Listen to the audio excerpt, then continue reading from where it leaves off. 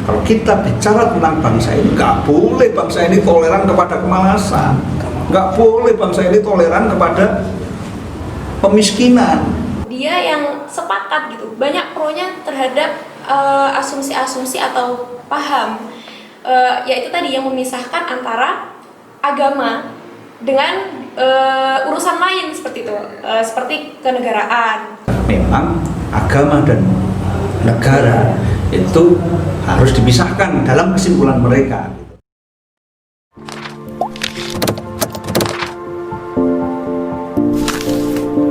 Assalamualaikum warahmatullahi wabarakatuh. Halo sahabat milenial, berjumpa lagi dengan saya Zunairah, masih di channel Muslim Berkemajuan, apalagi kalau bukan Islam milenial.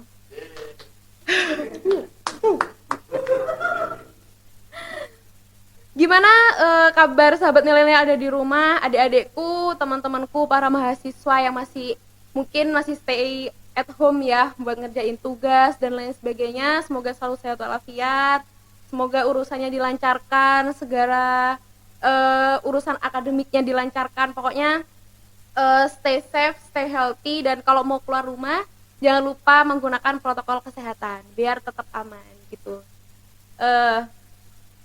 Di video malam kali ini masih di segmen bincang-bincang. Jadi nanti kita akan kedatangan tamu istimewa kembali, tamu yang sangat luar biasa. Dan nanti kita akan sharing pendapat, ngobrol-ngobrol, diskusi-diskusi tentang isu-isu atau narasi-narasi yang perlu untuk kita kritisi, yang perlu untuk kita bahas, dan ya pokoknya apapun yang bisa kita ambil pelajaran buat hidup kita. Nah, malam hari ini kita kedatangan sosok ayah yang sangat luar biasa, sosok ayah yang sangat menginspirasi teman-teman mahasiswa gitu ya, khususnya saya sendiri mungkin di UMY sebagai aktivis. Nanti kita langsung sapa aja beliau. Assalamualaikum warahmatullahi wabarakatuh, Pak Asad. Waalaikumsalam. Jadi nama beliau ini Bapak Ki Asad Kusuma Jaya. Ya. Jadi beliau ini pegiat literasi, kemudian penulis. Sudah berapa buku, Pak? Aduh. Udah banyak banget ya. Apa ya? Sampai nggak bisa ngitung. Iya. Nanti buku tulis juga saya tulis. Ditulis juga.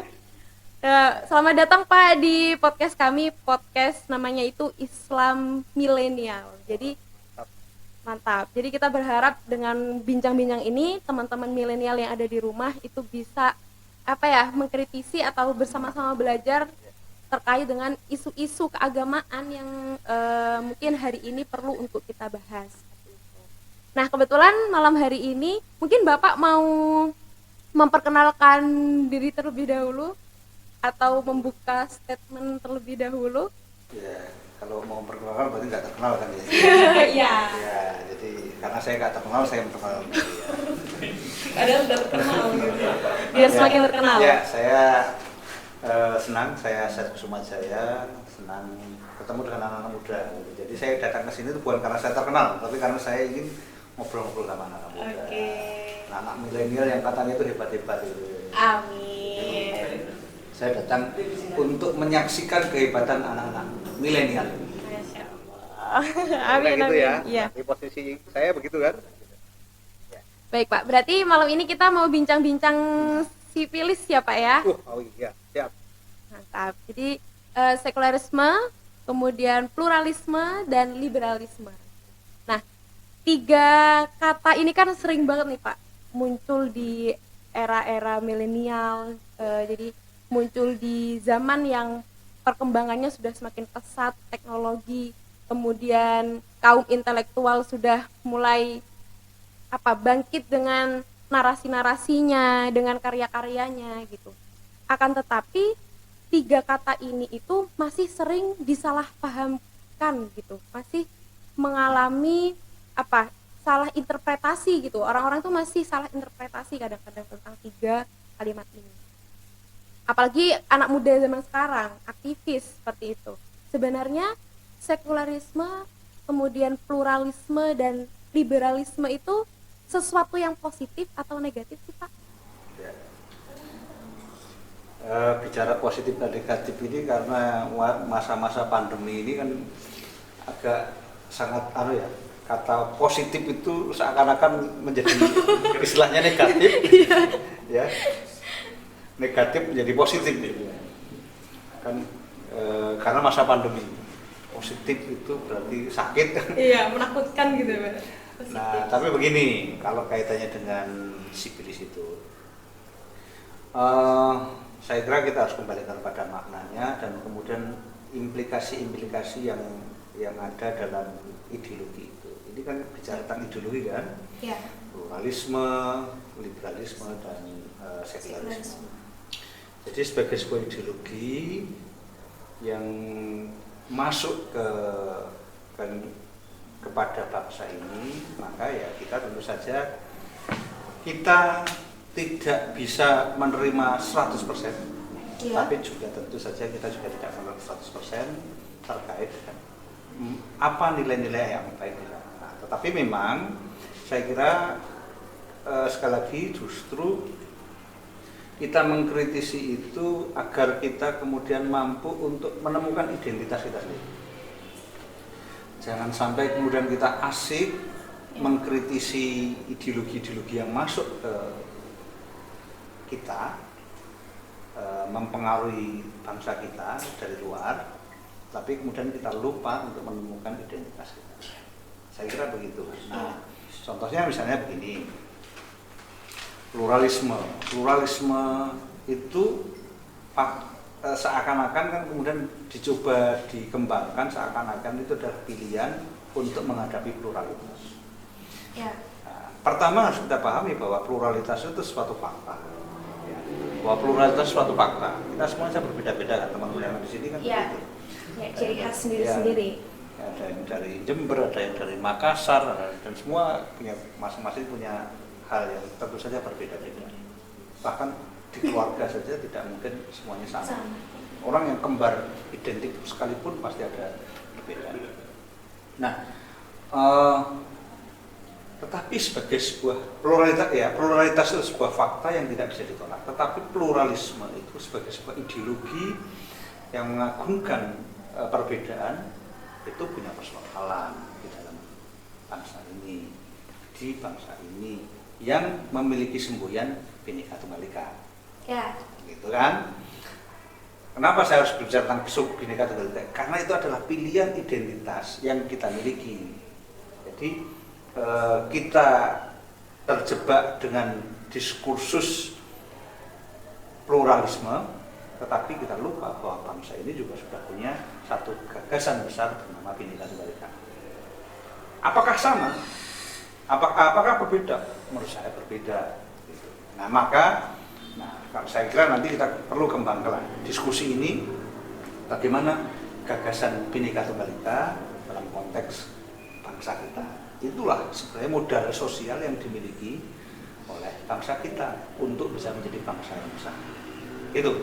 Ya. Tapi intinya adalah saya ingin mengatakan bahwa tiga hal itu bukan hanya persoalan Islam, bukan hanya persoalan orang yang beragama Islam, tetapi tiga hal itu adalah mengancam, atau kalau bukan Islam mengancam, setidaknya menjadi masalah seluruh masyarakat beragama. Jadi sekularisme, pluralisme, dan liberalisme itu memiliki masalah dengan semua agama, bukan hanya Islam. Bahkan sekali lagi memiliki masalah dengan sendi-sendi kebangsaan kita. Saya kira ini yang kita nanti bisa diskusikan nanti. Ya. Siap. Berarti kan pluralisme ini bisa diartikan kita itu harus memiliki yang namanya yang antar umat beragama itu harus toleransi. Ya. Jadi mungkin pluralisme ini kan bisa diartikan kita itu ketika kita menjadi orang yang mempunyai konsepsi beragama ya Pak, atau mungkin orang yang mempunyai konsepsi bernegara, kita kan harus punya toleransi nih. Nah, kembali lagi Pak, terkadang toleransi ini juga disalahartikan seperti itu, apalagi antar kita umat beragama, dan itu bisa memecahkan kesatuan negara. Itu bisa memecahkan, jangankan negara, di dalam agama itu sendiri kalau sudah berbeda pendapat tentang toleransi itu biasanya juga pecah gitu. Akhirnya berkelompok seperti itu. Agama ini punya kelompok ini, kelompok ini, kelompok ini, seperti apa Pak? Ya, makanya gini, kembali kepada gagasan tentang Bhinneka Tunggal Ika. Jadi kalau bicara tentang Bhinneka Tunggal Ika, itu kan sesungguhnya yang paling penting adalah ikanya, satunya, bukan binekanya. Maksudnya apa? Orientasi kebinekaan itu bukan bagaimana kemudian kita menjustifikasi kebinekaan itu, tetapi bagaimana yang bineka itu menjadi ika. Tunggal ika, maaf, ika tunggal, maaf, tunggal ika. Jadi bukan eka soalnya, tunggal. Jadi bahwa berbeda tetapi satu juga. Bukan eka, kalau eka kan satu, tapi tunggalnya. Jadi berbeda tapi itu tetap satu juga. Nah, ini yang harus dipikirkan, bagaimana kemudian dari seluruh perbedaan-perbedaan itu kita menemukan kesamaan.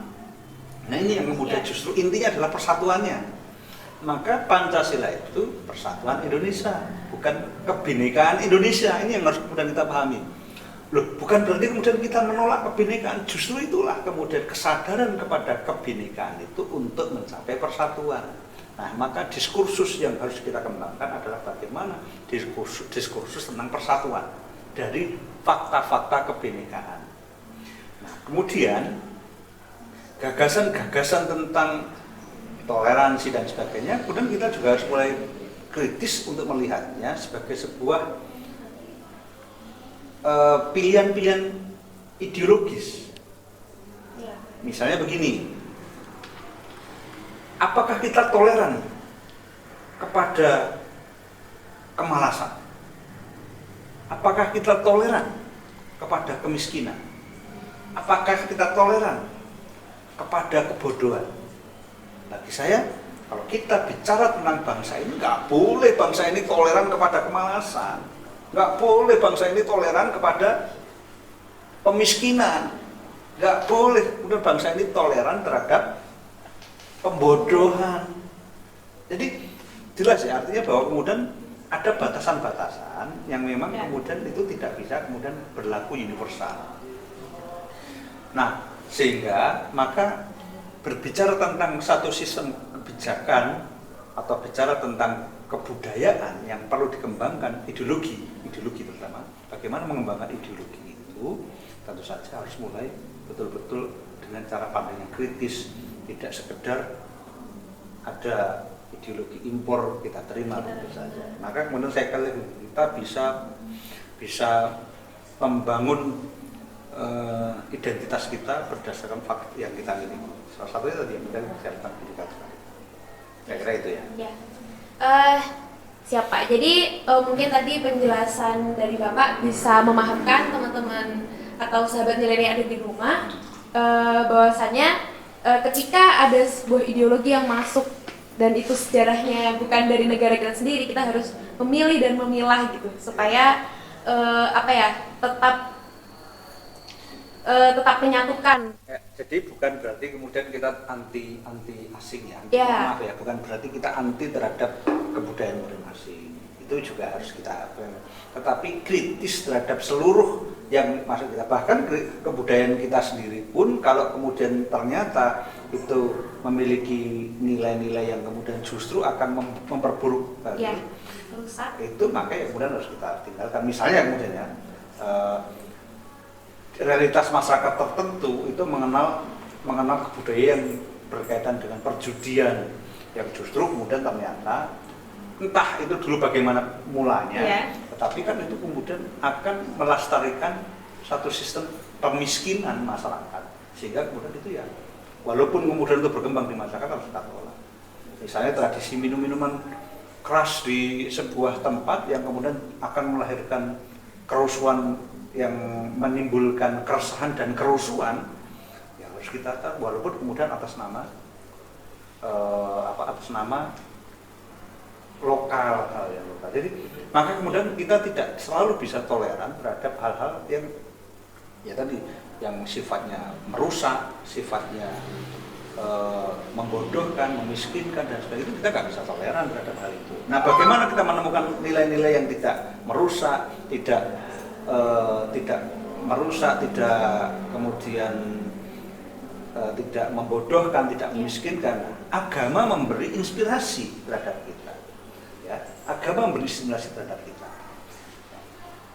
Jadi itulah kemudian sekulerisme menjadi sesuatu yang tidak selalu bisa kita diterima, atau bahkan dalam ukuran tertentu menjadi berbahaya, karena kemudian ketika kita memisahkan agama secara mutlak kepada hal-hal yang bersifat profan, negara maupun kemudian kemasyarakatan, maka kemudian kita gagal untuk mengambil inspirasi nilai-nilai keagamaan untuk memperbaiki kondisi-kondisi di negara, di masyarakat dan sebagainya. Padahal sesungguhnya kalau kita melihat bahwa nilai-nilai keagamaan betul-betul memiliki satu nilai-nilai yang mampu untuk memberikan inspirasi bagi perbaikan-perbaikan sistem kehidupan. Maka itu yang kemudian membuat sekulerisme menjadi punya masalah dalam konteks bagaimana membuat sistem ini. Tapi menurut Bapak sebenarnya faktor-faktor apa sih gitu? Faktor apa saja yang paling besar yang menyebabkan hari ini itu banyak sekali orang-orang, apalagi kaum intelektual ya Pak, kaum intelektual itu justru dia yang sepakat gitu, banyak pronya terhadap asumsi-asumsi atau paham yaitu tadi yang memisahkan antara agama dengan urusan lain seperti itu, seperti kenegaraan. Faktor yang paling besar itu sebenarnya kalau saya melihat ya faktor yang paling besar adalah faktor ketidaktahuan. Itu satu. Sebenarnya kan porsi itu kan gitu. Orang tidak tahu bahwa di dalam agama itu ada banyak sekali inspirasi untuk memperbaiki kehidupan, sehingga kemudian dia tidak menerima. Kalau dia tahu bahwa di dalam agama banyak sekali inspirasi kehidupan untuk memperbaiki sistem kehidupan ini, maka dia tidak akan pernah menolak. Yang kedua adalah, ya maaf saya sebut bahwa kemudian mereka adalah orang-orang yang menerima proyek-proyek terkait dengan hal itu. Tugas mereka adalah menjalankan proyek-proyek itu karena sudah menerima dana untuk itu. Bagaimana kemudian mereka tidak menjalankan itu? Kemudian memang pesanannya begitu. Saya tidak menyebut siapa mereka, tetapi kan ya kita lihat apakah mereka adalah bagian dari yang pertama tadi yang tidak tahu. Yang kedua adalah mereka yang menerima pesanan-pesanan ini. Sekali lagi ya, bahwa yang namanya tiga hal tadi itu, pluralisme, sekularisme dan liberalisme itu bukan hanya persoalan agama Islam, tapi seluruh agama punya persoalan terhadap tiga hal ini. Lebih-lebih lagi maaf ya kalau kemudian kita berbicara tentang sejarah sekulerisme tersendiri kan punya persoalan ketika dalam sejarah peradaban Barat dengan gereja. Kenapa kemudian sekulerisme menjadi satu pilihan? Karena kemudian ada kekuasaan gereja yang sangat dominan yang dianggap memiliki persoalan dengan perkembangan kemajuan suatu masyarakat. Sehingga dalam sejarah peradaban Barat memang agama dan negara itu harus dipisahkan dalam kesimpulan mereka gitu. Tapi kemudian dalam konteks kebudayaan kan kemudian kita juga harus belajar bahwa ternyata ini agama itu bukannya sekedar institusi ya. Kita belajar bahwa agama itu bukannya sekedar institusi, tetapi agama adalah satu ajaran gitu. Satu konsepsi nilai-nilai yang sesungguhnya menuntun manusia untuk hidup mulia. Apalagi dalam Islam itu kan bicara ada dua pokok ya, yang penting untuk kita pahami kaitannya dengan ajaran Islam, yaitu ketika Rasulullah diutus itu apa? Di dalam Al-Quran disebutkan wa ma arsalnaka illa rahmatan lil alamin, dan tidaklah aku mengutus ya, kami mengutusmu Muhammad kecuali sebagai rahmat bagi semesta alam. Ditegaskan lagi oleh Rasulullah dalam sebuah hadis bahwa apa yang menjadi rahmat itu yaitu inna buistu li utamima makarimal akhlak. Ya, sebenarnya aku diperintahkan, tidak lain diperintahkan untuk memuliakan akhlak. Jadi membangun akhlak yang mulia. Nah, berarti seluruh dimensi keagamaan itu sesungguhnya adalah bagaimana mengajarkan akhlak yang mulia sehingga orang-orang yang beragama itu menjadi rahmatan lil alamin. Nah, dengan demikian memahami agama adalah satu sumber inspirasi, satu sumber kekuatan untuk membangun satu sistem yang baik. Agama tidak selalu diartikan sebagai institusi keagamaan. Karena kalau sudah institusi keagamaan, maka dia memiliki birokrasi, memiliki komponen-komponen yang mungkin punya kepentingan-kepentingan sendiri yang justru kadang-kadang bertentangan dengan nilai agama itu sendiri. Ya. Nah, gitu. Jadi sejauh agama sebagai sebuah sumber inspirasi nilai-nilai kebaikan, maka dia akan memberikan satu efek yang baik, dan itulah rahmatan. Dan mereka yang mampu untuk menangkap inspirasi keagamaan itulah yang kemudian dia memiliki akhlakul karimah sebagai sebuah orang-orang yang akan memberi kebaikan, nilai kebaikan. Nah, gitu. Ya.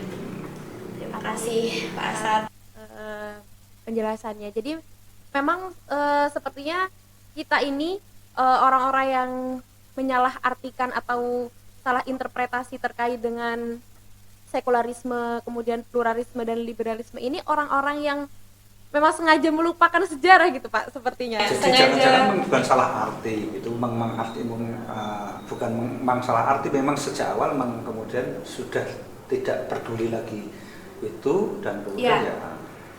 Jadi satu hal karena tidak tahu, atau yang kedua karena memang punya agenda untuk menjalankan itu aja.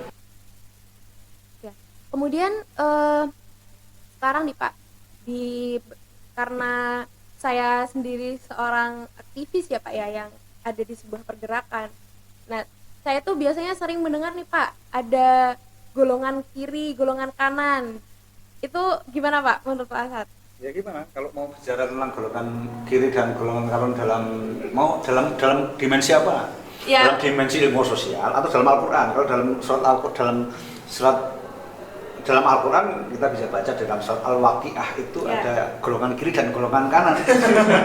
Golongan kiri itu adalah golongan yang sesat dalam Al-Quran, dan golongan kanan adalah golongan surgawi gitu. Nah, kalau itu kita menggunakan terminologi dalam itu. Tetapi kan ternyata kemudian kalau kita bicara tentang dalam terminologi ilmu sosial, kiri dan kanan itu kan sesuatu yang berbeda. Itu sejarahnya dulu kan, kemudian di parlemen Prancis kalau nggak salah itu, kemudian golongan kiri itu adalah golongan yang bela rakyat, golongan kanan adalah golongan yang bela modal. Nah, maka kalau kanan dan kiri itu dalam konteks sejarah Eropa itu adalah golongan yang pro rakyat, dan ini pro modal, kira-kira gitu. Nah, mana yang benar ya? Menurut saya belum tentu dua-duanya benar. Pro rakyat itu konteksnya pro rakyat yang seperti apa? Maksudnya seperti apa? Kadang-kadang kan kemudian semua orang gini, ada dua, atau kita sering mengatasnamakan rakyat, tapi sesungguhnya itu hanya mengatasnamakan saja. Tidak betul-betul substansinya adalah justru kemudian menyejahterakan rakyat. Nah, apalagi kemudian pro modal.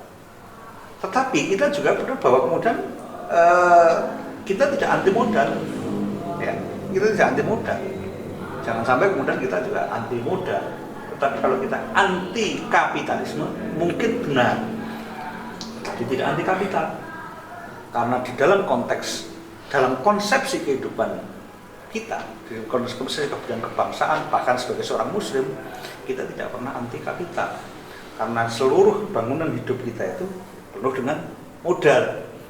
Termasuk kemudian orang yang katanya nggak punya duit, apa nggak punya modal? Oh, kita itu punya panca indera, punya tangan kanan dan sebagainya, yang kita bisa berdikari dengan modal-modal yang kita miliki itu sendiri. Tidak boleh kita itu anti modal yang kita miliki ini, gitu. Artinya konsepsi berdikari itu adalah konsepsi bagaimana dengan modal yang kita miliki itu kita mampu untuk tetap survive. Jadi konsepnya adalah kita bersyukur dengan modal-modal yang kita miliki. Jadi kita ingin membangun keunggulan kompetitif berdasarkan keunggulan komparatif yang kita miliki. Nah, sehingga kita tidak anti modal. Tetapi kalau kemudian disebut apakah kita itu anti kapitalisme? Mungkin iya. Karena orientasi kehidupan kita tidak pada bagaimana kita selalu mengarah kepada untuk penumpukan harta dalam konsepsi kehidupan keagamaan kita, ya, termasuk kemudian dalam konsepsi kehidupan Pancasila ada gagasan tentang keadilan sosial bagi seluruh rakyat Indonesia. Maka seluruh orientasi tentang penumpukan kapital itu sesungguhnya tidak Pancasilais. Apalagi kemudian kalau dijelaskan di dalam Undang-Undang Dasar 1945 pasal 33 itu bahwa bumi dan seluruh isinya ini adalah milik negara, bukan milik perseorangan, apalagi milik asing, yang harusnya dimanfaatkan sebesar-besarnya untuk kepentingan rakyat, gitu, bukan kepentingan asing. Gitu. Berarti kalau misalnya saya berasumsi seperti ini Pak, berarti 3 paham ini itu salah setiap Pak, gimana? Ya,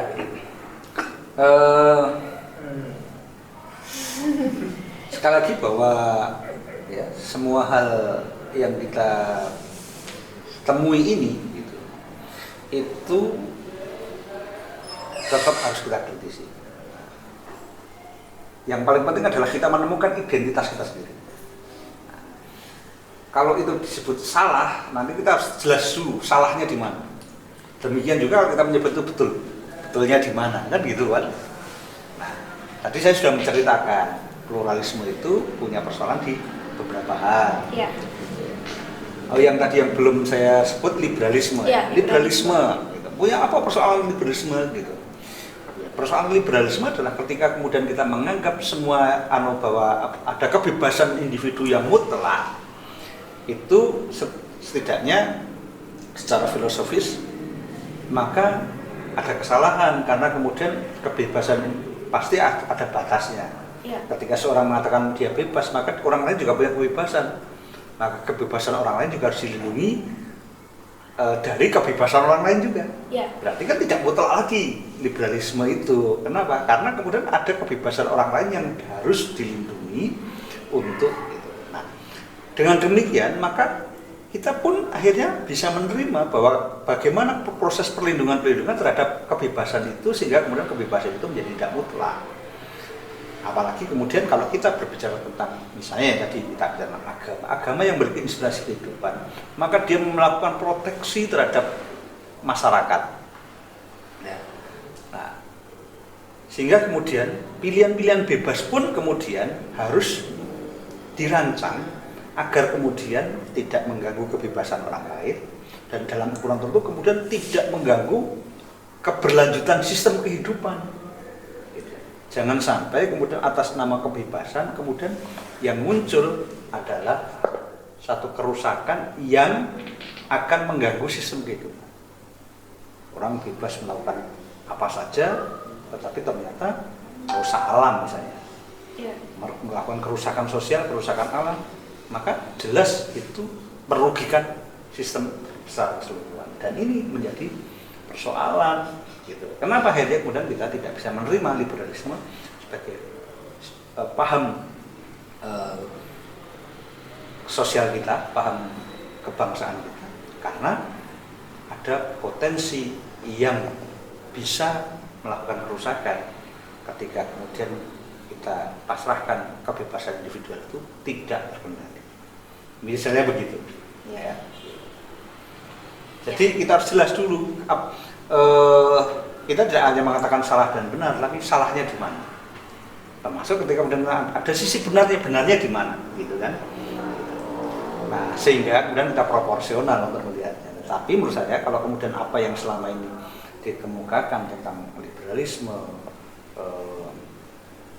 pluralisme dan sekularisme, memang saya kira ya kita perlu kritis untuk menghadapi tiga itu. Dan kritis itu bukan berarti kemudian kita sekedar berteriak-teriak menolak, tapi kemudian bagaimana kita menemukan identitas kita itu. Kemudian bicara tentang pluralisme, kita punya Bhinneka Tunggal Ika. atau dalam agama kita sesungguhnya yang bahasanya yang paling tepat adalah fastabihul khairat. Saya kira ahli sunnah wal jamaah, Pak. Nah, jadi ini al-jamaah. Iya. Al-jamaah dalam konsep kita itu kan kebersamaan itu kan al-jamaah. Nah, jadi kalau kita bicara tentang ini ya, hadis yang berpecah belah itu, umatku akan terpecah belah menjadi 70 berapa ya? 73 golongan. 73 golongan. Maka yang benar cuma satu. Apa? 72. Apa yang benar? Iya, al-sunnah. Al-jamaah. Iya. Al-jamaah, gitu ya. Al-jamaah. Nah, maka kemudian kita kalau kita berpikirnya dengan konsepsi ilmu sosial ya, maka kemudian kita bisa menurunkan konsepsi al-jamaah itu dalam sebuah perilaku. Berarti sesuatu yang menganggap yang mampu untuk membangun jamaah. Dia bukan satu kelompok tersendiri, karena kemudian kalau kelompok sendiri maka dia tidak berjamaah. Jadi konsepsi yang satu itu benar itu adalah konsepsi yang mampu untuk melihat dengan perspektif jamaah bahwa perbedaan-perbedaan di kalangan umat itu kita akan bisa lihat bahwa masing-masing punya kelebihan dan kekurangan. Nah, kita akan bisa menjadi bangsa yang maju, bangsa yang hebat meskipun dengan 72 golongan. Kalau kita bisa belajar kepada kebaikan-kebaikan kelompok lain dan bisa kemudian meminimalisir, menghilangkan keburukan-keburukan kita. Jadi kalau kemudian perspektifnya adalah jamaah yang seperti itu, maka kita bangsa yang maju, masa akan menjadi umat yang maju. Kenapa? Karena kita bisa mengoreksi kelemahan-kelemahan kita, sekaligus bisa belajar dari kelebihan-kelebihan orang lain. Tetapi kalau kemudian kita berpukul-pukulan dengan 72 golongan itu, ya sudah, kita adalah bagian dari pecah belah itu. Kira-kira gitu kan? Nah, konsepsinya begitu. Nah, maka sekali lagi justru di situ kemudian kita melihat gitu. Kalau dalam istilah ilmu alam, keanekaragaman hayati itu sebuah anugerah. Karena berarti banyak sekali potensi yang bisa dikembangkan. Tetapi kalau kemudian kita terjebak dengan menjustifikasi keanekaragaman itu, tetapi tidak memiliki satu perspektif bagaimana mengelola kebersamaan itu yang jadi persoalan. Jadi intinya adalah mengelola perbedaan itu untuk maju, untuk berkembang, nah itu yang disebut dengan fastabikul khairat, berlomba-lomba dalam kebajikan. Kita maaf ya, dalam perspektif Islam barangkali memang kita tidak bisa membenarkan agama lain. Tentu saja juga agama lain mungkin juga tidak akan membenarkan Islam, itu kan suatu fakta gitu. Iya. Tetapi bagaimana kemudian itu bisa menjadi satu dialektika berkemajuan kalau masing-masing dengan gagasan fastabikul khairat, berlomba-lomba dalam kebajikan. Oke lah, ente sebagai orang Buddha, ente sebagai seorang Hindu, ente sebagai seorang Kristen, ayo tunjukkan bahwa kalau kamu memang punya agama yang baik, maka tunjukkan bagaimana kontribusi agamamu terhadap perbaikan sistem ini. Jangan sampai kemudian gara-gara kamu itu punya kelompokmu sehingga kemudian nanti kamu hanya sekedar mengambil keuntungan, tidak peduli rusak semuanya, yang penting kelompokmu menang. Demikian juga umat Islam yang di negeri ini misalnya mayoritas. Jangan sampai hanya sekedar karena kemudian kita merasa besar, kemudian kita menjadi tidak adil terhadap orang lain. Intinya apa? Bagaimana semua orang didorong untuk berlomba-lomba dalam kebajikan, memberikan yang terbaik. Nah, itu bukan hanya persoalan antar agama, tapi juga persoalan internal agama masing-masing. Di dalam Islam ada banyak kelompok-kelompok. Ya. Nah, bagaimana kemudian kelompok-kelompok itu didorong fastabikul khairat, berlomba-lomba dalam kebajikan. Ya. Jadi ini yang kemudian membangun satu perspektif besar, perspektif yang positif terhadap perbedaan. Intinya adalah bukan pada bagaimana menjustifikasi perbedaan, tapi bagaimana mendorong setiap perbedaan untuk menampilkan yang terbaik, sehingga yang muncul adalah kualitas terbaik karena semua orang bergerak untuk melakukan yang terbaik gitu. Nah itu yang kemudian jamaah yang seperti itu yang akan menjadi maju. Umat yang seperti itu yang akan maju. Kira-kira.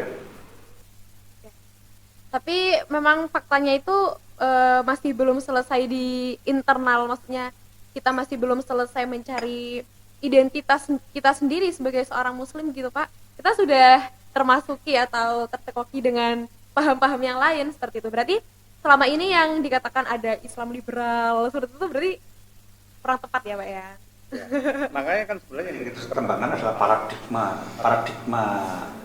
paradigma berpikir kita, dan yang kalau bicara tentang bagaimana kemudian kita melihat realitas fakta itu yang pertama sekali. Jadi intinya adalah cara pandang kita terhadap realitas itu seperti apa. Gitu. Saya ya misalnya begini, kita belajar kepada, kan kalau di dalam Islam ya, kalau di dalam agama kita itu kan kita dikenalkan dengan sosok-sosok nabi yang ada di kita. Harus dipahami bersama bahwa nabi itu dalam konteks sosial itu adalah orang-orang yang menjadi inspirasi untuk melakukan perubahan sosial. Kan gitu toh? Ya. Nabi itu bukan hanya sekedar maaf loh ya, kemudian datang hanya mengatakan bahwa itu halal haram saja kan gitu. Konteksnya saya bukan juga berarti kita tidak anti fikih, tapi maksud saya begini, bukan hanya. Jadi kadang-kala kemudian kita mereduksi sistem kenabian itu pada persoalan fikih. Ya, fikih. Tetapi pada persoalan bagaimana kemudian perubahan sosial itu kadang dilupakan bahwa seorang nabi itu punya misi profetik untuk melakukan satu perubahan minat dulumat ilan nur. Ya, dari kegelapan menuju cahaya. Nah, sehingga misi perubahan inilah yang kemudian seharusnya menjadi inspirasi dari seluruh umat beragama. Itu. Nah, dengan demikian, maka persoalan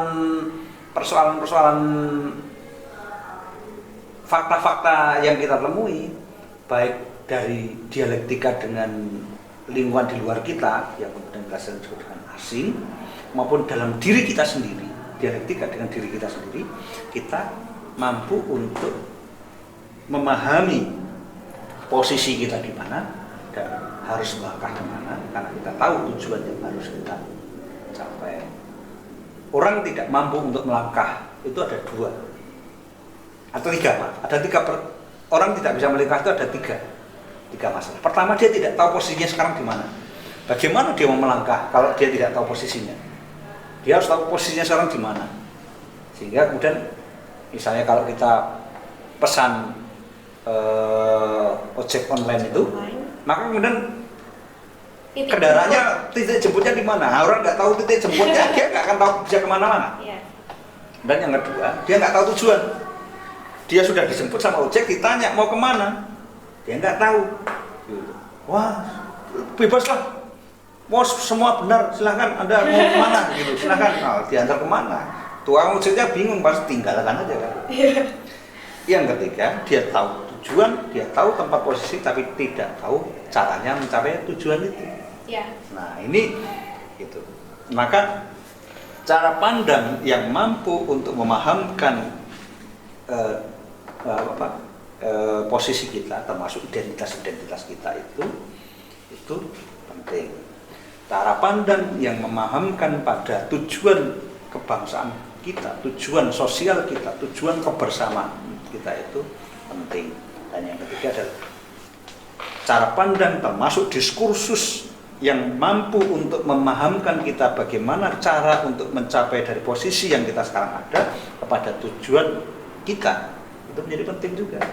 Nah, maka seluruh diskursus ilmu sosial, seluruh diskursus dialektika keilmuan kita, termasuk bagaimana agama berinspirasi itu, sesungguhnya seharusnya kemudian mengajarkan pada tiga hal ini.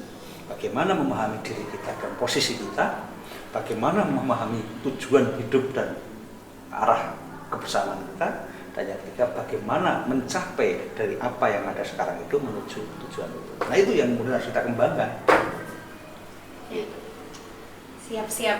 Ya. Oke, jadi nggak sulit ya yang saya omongkan ya.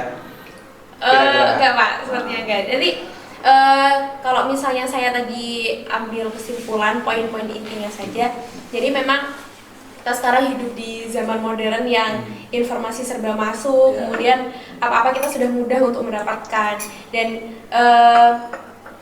cara pertama kita untuk bisa mendapatkan identitas kita itu ya pertama kita harus belajar seperti itu.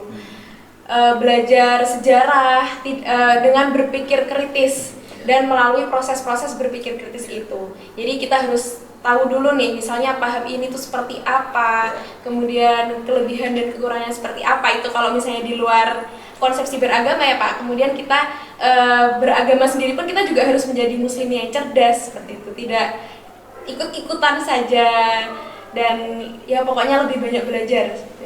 Ya, ini masalah cara berpikir ya. Ya, cara berpikir. Cara berpikir itu pertama saya begini, atau saya mengenalkan tiga tingkatan logika. Yang pertama logika formal, ya, pendapat yang bersifat formal, gitu. Cara berpikir yang mengacu pada sistem berpikir formal, kebenaran yang sesuai rumus kebenaran. Ya. Yang kedua kebenaran logika kritis, cara berpikir kritis. Nah, yang ketiga, gitu. Kalau menurut saya seorang aktivis harus mampu melampaui cara berpikir kritis untuk menemukan cara berpikir integratif. Apa itu kebenarannya? Jadi begini, bahwa kemudian kita tidak hanya sekedar untuk mampu melihat sesuatu yang tersurat dari yang tersirat. Kebalik ya. Mampu melihat yang tersirat dari yang tersurat itu kebenaran kritis. Tetapi mampu untuk melihat bagaimana hal-hal yang ada ini menjadi bermanfaat. Itu kebenaran integratif. Kan kadang-kadang kemudian kita melihat sesuatu itu disintegratif, sesuatu yang berpisah-pisah. Disintegratif itu seakan-akan fakta-fakta ini terlepas dari yang lain. Nah, bagaimana kemudian cara pandang kita itu, cara berpikir kita itu mampu menemukan kesinambungan dari hal-hal yang terpisah-pisah ini untuk apa? Nah, ini pertanyaannya. Untuk kemudian kita membangun satu transformasi menjadi yang lebih ideal. Misalnya, apakah ada hubungan misalnya kemiskinan dengan ini kan persoalan ekonomi ya, kemiskinan dengan persoalan misalnya kemudian kesalehan, kebaikan bersama. Gitu. Kalau dalam agama kan kemudian kefakiran apa istilahnya? Kefakiran mendekatkan pada kekufuran. Gitu. Artinya memang benar kesalehan itu punya kedekatan dengan persoalan kemiskinan. Gitu. Nah, maka kita tidak bisa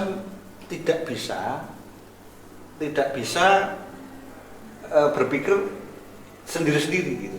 Ini persoalan ekonomi tidak ada kaitan dengan persoalan perilaku sosial. Maka ada satu cara berpikir integratif gitu. Nah, dalam konteks keilmuan itu berarti cara berpikir yang multi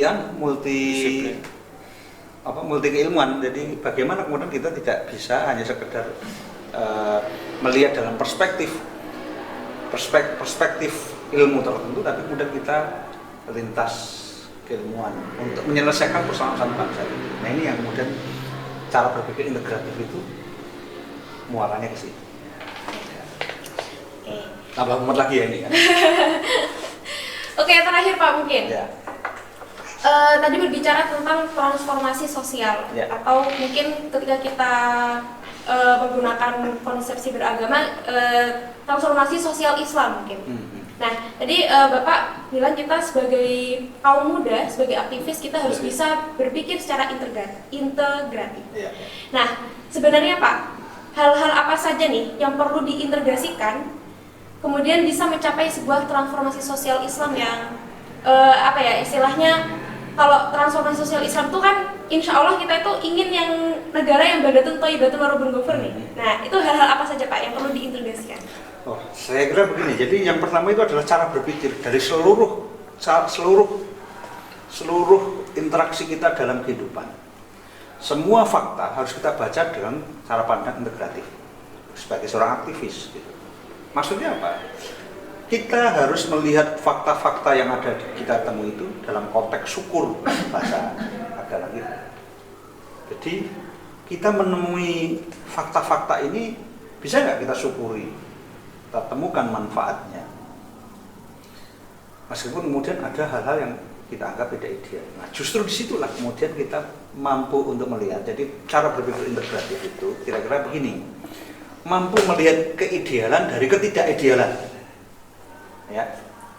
Karena apa? Karena dalam setiap hal yang tidak ideal itu pasti ada dari hal yang kita anggap tidak baik, pasti ada sisi positifnya. Sering orang melihat sisi negatifnya saja atau negative thinking, iya. Maka sehingga kemudian dia gagal untuk melihat potensinya. Contoh kasus aja lah, kita melihat anak kita. Kalau kita lihat sisi buruk ya, barangkali anak kita tuh banyak potensi-potensi yang sana. Oh, anak saya, kalau kita bandingkan dengan yang lain, dia itu tidak ideal, sudah nilainya buruk, senang berkelahi. Tapi kemudian kalau kita berpikir dalam dalam konteks positive thinking, jangan-jangan memang dia berkelahi, suka berkelahi, dia jangan-jangan dia memang kemudian nilainya buruk karena memang bukan bidangnya di situ, bukan bidang dalam konteks mencari nilai-nilai akademis. Mungkin dia akan maju dalam konteks olahraga, dalam konteks kepemimpinan perang dan sebagainya. Sehingga kemudian ketika kita memahami kelebihan-kelebihan, maka kita bisa mengembangkan kelebihan-kelebihan itu, membuat anak yang bersangkutan menjadi lebih maju.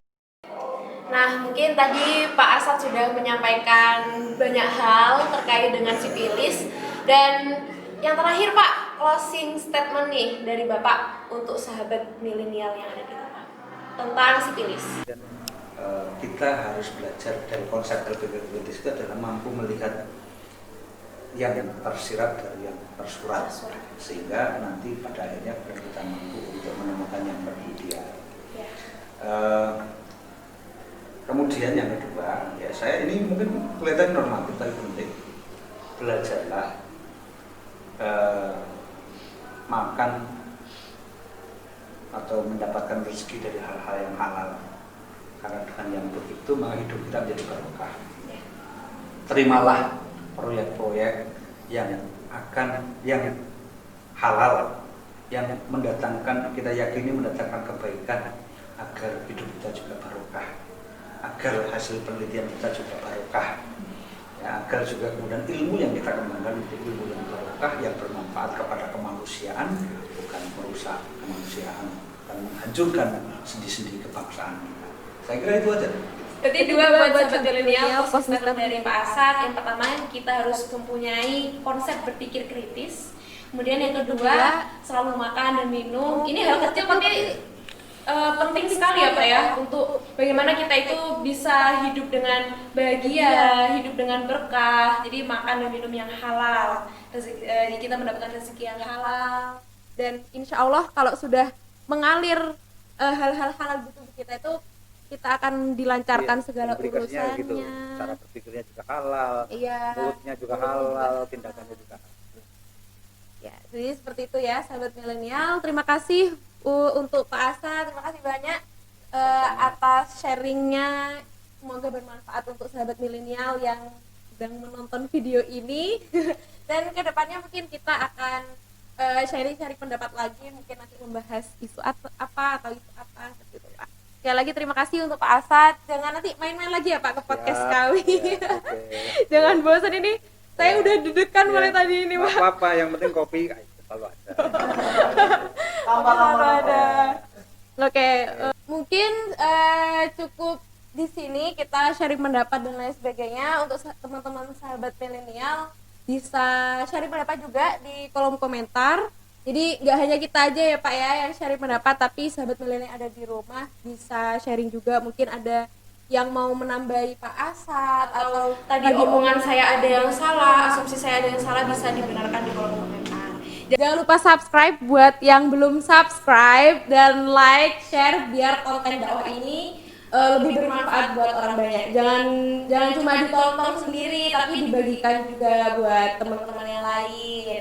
biar lihat kontennya itu bermanfaat gitu loh, gak cuma buat seneng-seneng seperti itu.